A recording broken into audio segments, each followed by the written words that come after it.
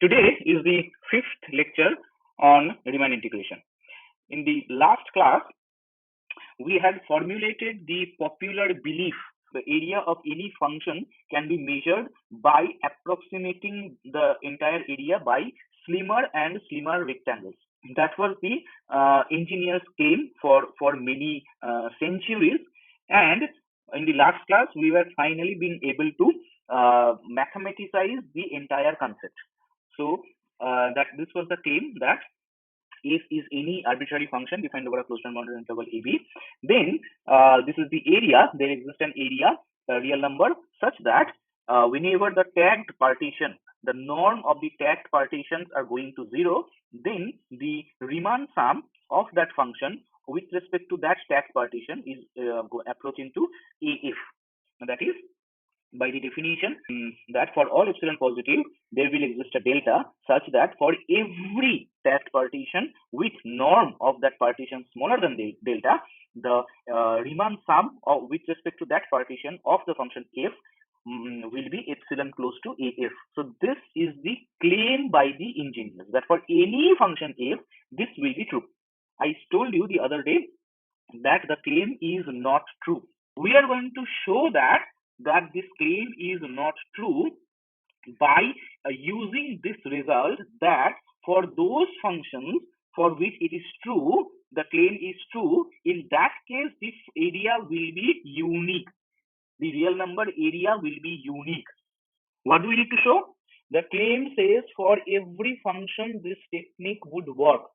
So how can we disprove the claim? We are going to produce a counter example. The function is Dirichlet function. Dirichlet function is given by 1 at all rational points and 0 at all irrational points. We are considering the Dirichlet function over the closed and bounded interval 0, 1. Okay, so this is how Dirichlet function looks like. Okay, the graph of Dirichlet function is actually impossible to draw. At one height, there are many.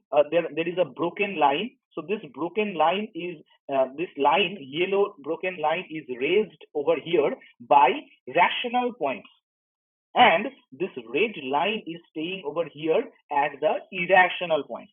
So at the irrational points, the value is 0. At the rational points, the value is 1.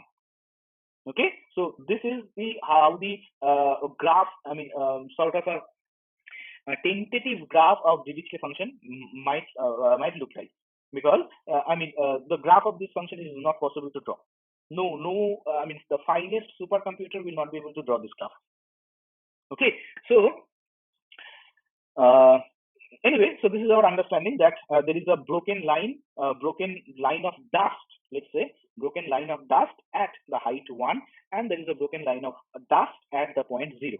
So this broken line of dust, yellow dust, is for rational points, and this broken line of dust of red ones is for the irrational points.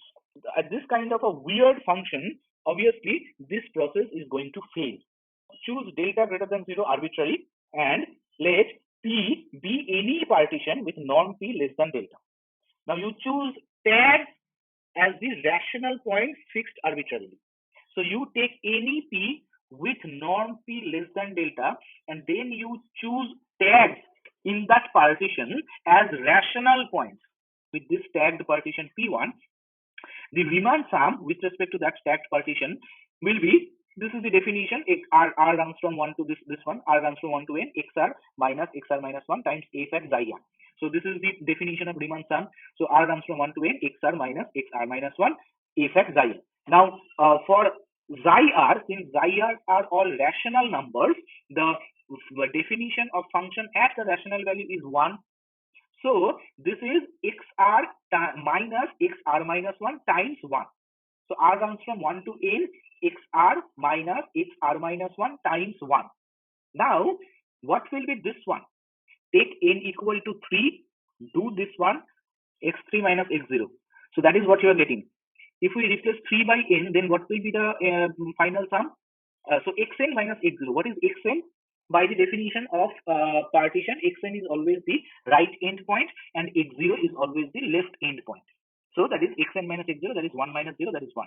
So for rational tags, the Riemann sum with respect to a rational tagged partition of F is 1.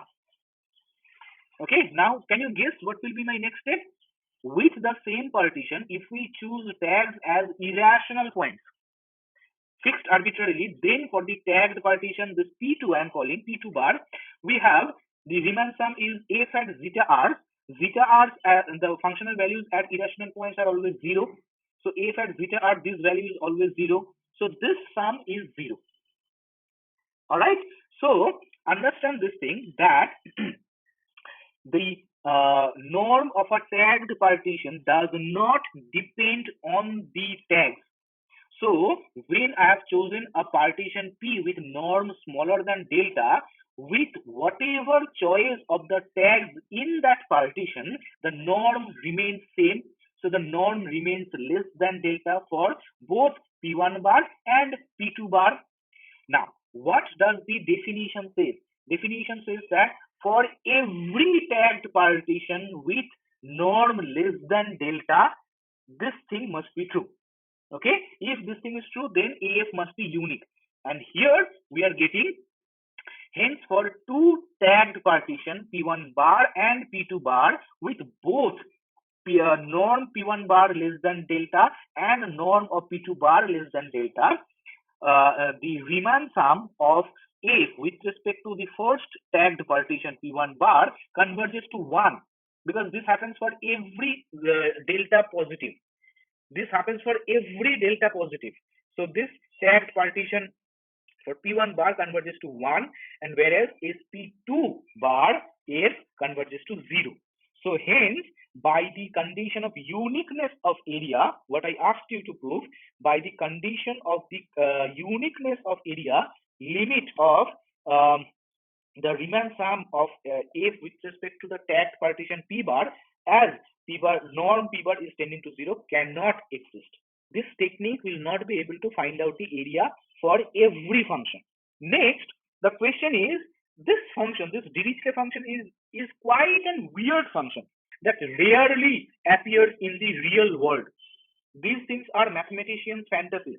So Riemann thought that, okay, so the claim is definitely not true. The claim says that for every function this technique would work, and he has shown that that claim is not true. There are functions which are for which this technique does not work. This is only one counterexample. There are infinitely many of them for which this technique does not work.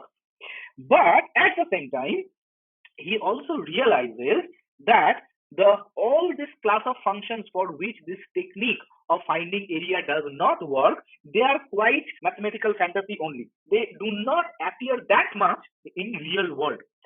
So he acknowledges the fact that for many functions the area can be found using that technique, and that big class of functions he called Riemann integrable function.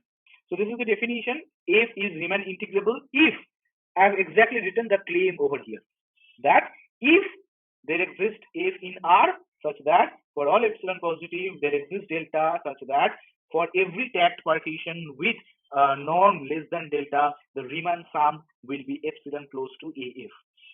A couple of remarks we have.